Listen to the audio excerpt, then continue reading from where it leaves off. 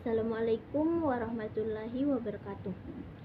Perkenalkan, nama saya Dea Ananda, mahasiswa semester 4 Prodi Bimbingan Konseling Islam, Fakultas Ushuluddin Adab dan Dakwah, Institut Agama Islam Negeri Palopo, atau yang biasa disingkat dengan IAIN Palopo.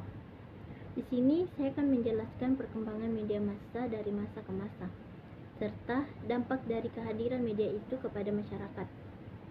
Media massa diawali dalam bentuk surat kabar yang ditulis lalu kemudian dicetak. Setelah teknologi percetakan berkembang, kemudian muncul pula majalah, radio, televisi, dan yang terakhir internet.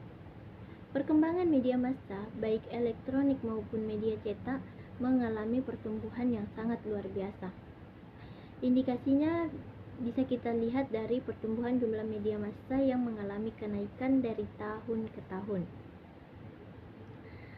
Nah, awal mula media massa yaitu berupa surat kabar.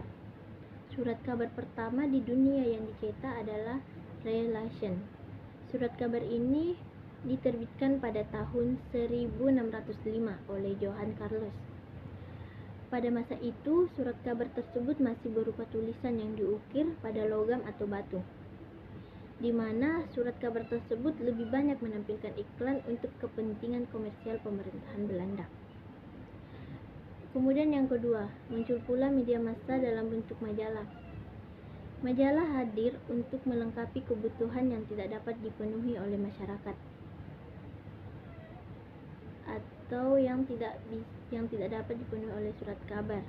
Berbeda dengan surat kabar harian, majalah diterbitkan secara berkala, baik bulanan maupun mingguan, di mana majalah ini pada awalnya berisi tentang humor, karya fiksi atau esai mengenai politik, sastra, musik, atau topik menarik lainnya yang sifatnya lebih ringan daripada surat kabar. Lalu yang ketiga yaitu radio. Radio mulai berkembang pada tahun 1920-an sebagai media yang lebih cepat untuk menyampaikan berita dibanding surat kabar, di mana pada awalnya radio digunakan untuk mengirimkan pesan dalam bentuk kode Morse dari kapal ke darat atau dari darat ke kapal. Radio sebagai media massa populer digunakan pada Perang Dunia II. Hal ini dikarenakan radio dapat menyebarkan informasi tentang perang lebih cepat daripada surat kabar. Media radio juga memiliki jangkauan selektif terhadap segmen pasar tertentu. Media radio tidak hanya menyampaikan suatu informasi tentang hiburan, iklan, melainkan radio juga menyampaikan informasi tentang dakwah. Dalam masyarakat agraris dengan jangkauan yang sangat luas, radio telah menjawab kebutuhan untuk meyakinkan komunikasi yang dapat memacu perubahan masyarakat. Dalam perkembangannya, radio sangat akrab dengan masyarakat tradisional dan kaum muda. Kemudian yang keempat, televisi. Televisi muncul dan mengalahkan popularitas radio sebab televisi lebih canggih dan juga menampilkan gambar, bukan hanya suara. Hingga saat ini teknologi televisi semakin berkembang, di mana televisi yang dulu berukuran lebih besar dan berbentuk tabung, kalau yang sekarang televisi ini berukuran lebih tipis, ringan, namun dengan kualitas gambar yang sangat jernih dan halus, dan lebih memudahkan masyarakat untuk mendapatkan berita tentang politik atau berita apapun itu. Dan banyak hiburan yang bisa dilihat, mulai dari hiburan untuk orang dewasa maupun untuk anak kecil.